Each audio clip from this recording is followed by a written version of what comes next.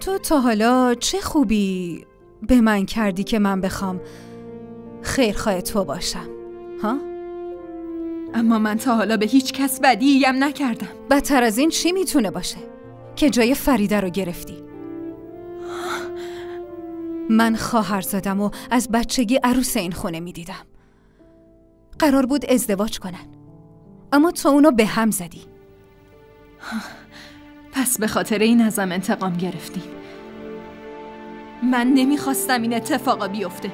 رحیم از فریده خوشش نمی اومد. دلیلش فقط تویی. تو توی دل و ذهن رحیم بودی. حالا که عشق تو چشمای رحیم رو کور کرده، ما چشمامونو ببندیم و بذاریم یه دختر مثل تو عروسمون بشه؟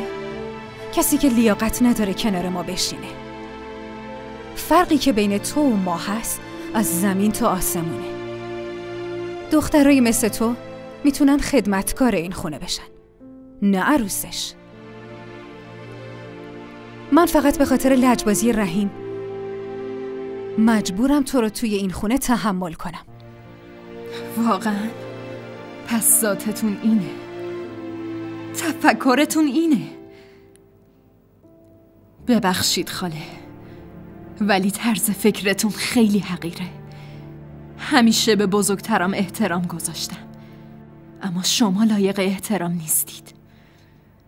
با پوشیدن لباسای گرون و زندگی توی خونه مجلل طرز فکر آدم عوض نمیشه.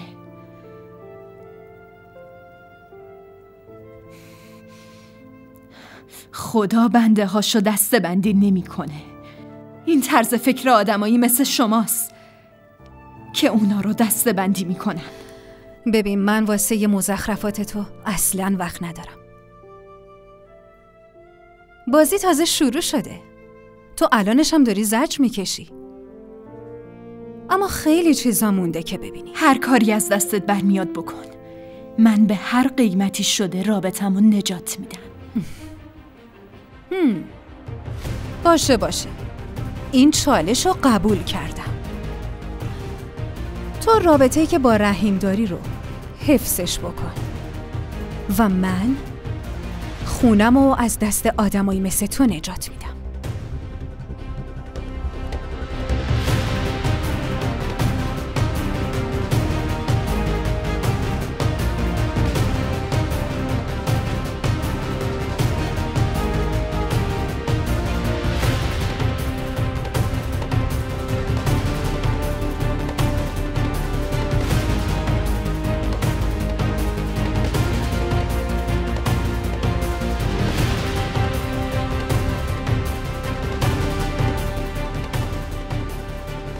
جانان، من واقعا دوست دارم.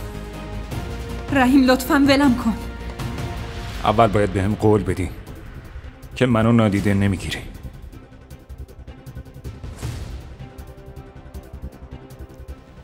اسکندر بیا از اینجا بریم. دارم باهات حرف میزنم. توجه نکن.